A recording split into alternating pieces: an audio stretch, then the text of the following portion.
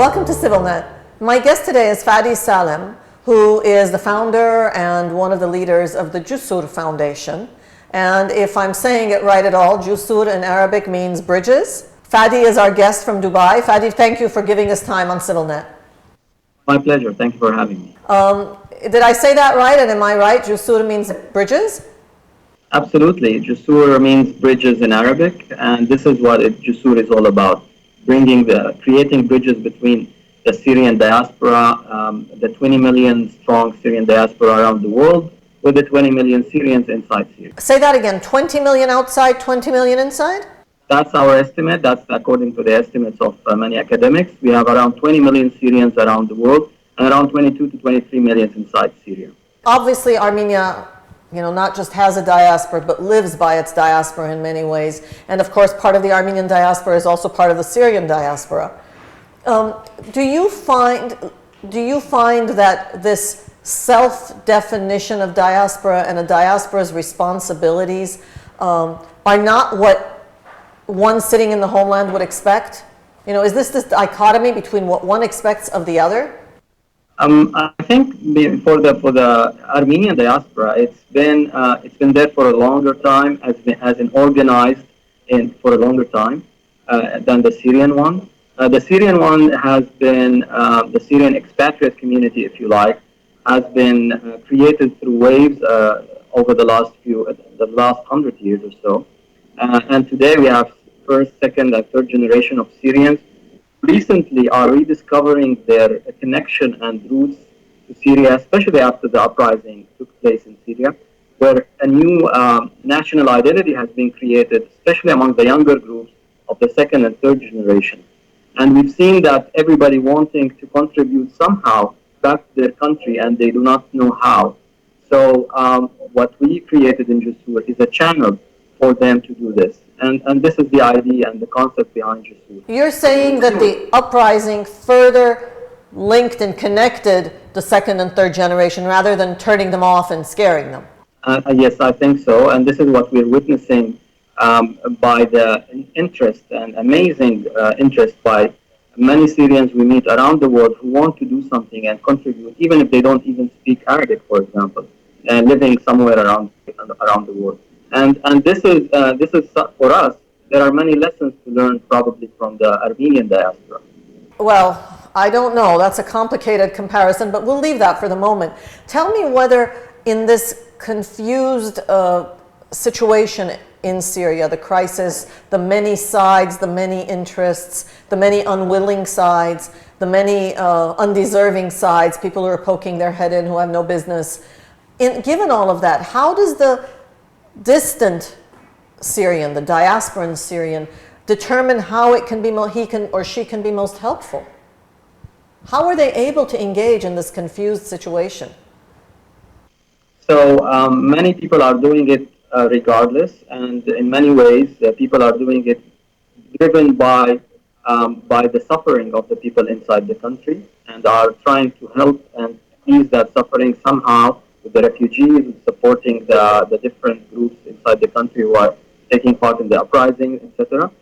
However, what Jusoor is providing as an example, and this is to answer your question, is a non-political organization that primarily wants to help in the development of the country in the future by supporting the infrastructure for the future. And by this we mean supporting students and scholarships, supporting career development.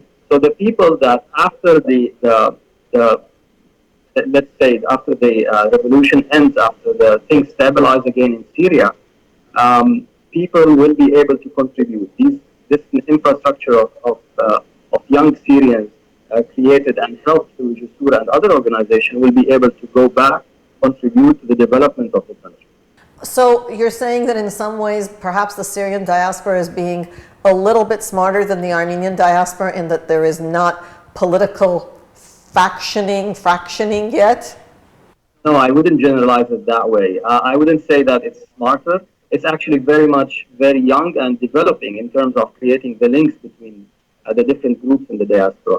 And they absolutely suffer from the same the same negative aspects that happen or that take place around the different expatriate groups, including the Armenian diaspora.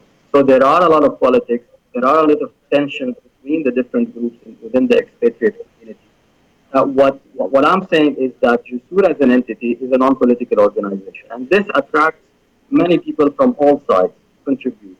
Now, is this a model that can work? This is what we believe in Jusoor. Does this mean that being political and aligned with a political group will not enable you to help? It will definitely enable you to help creating or helping inside Syria. However, it will limit your ability to help within that certain group that you're aligned with inside the country. So what we're trying to say here is that the more inclusive the organization, in terms of, especially we're talking about the development or after things and stabilize and after the country stabilize, then that will enable us to help better in the future. And the conference that just ended, the Jusoor Conference, Syria 2025, why 2025? And is this the first one since the conflict, or is this something that has been happening regardless of the internal crisis? Well, Jusoor as an organization was established officially in June 2006. June 2011. So almost just above a year ago, and this is after the revolution started in Syria. And this is the first conference, the first annual conference that we run. However, we established several initiatives during the past year, and we managed to help so many Syrian students, scholarships provided to Syrian students inside Syria by the Syrian expatriate community, contributing to Jusoor efforts and helping the scholarship for Syrians inside Syria. So the conference is the first one, and we think that it will be an annual event, and this is what we hope for. And the success of the conference that just ended in New York on the 17th of November will enable us, hopefully. I mean, we've witnessed amazing interest and enthusiasm by the different groups of Syrians that came from all around the world, actually, joined us in New York, and established workshops that we will build on different aspects of the development in the future: education, economy, etc. So this is what we're hoping for. We will be able to build the infrastructure and put together some plans for the future of the country. Now, why Syria 2025? First, I think it's by developmental norms. I would say it will be easier to plan for the next 10 to 12 years, especially that the current presence in Syria is very unstable and uncertain, and nobody knows exactly when things will stabilize again.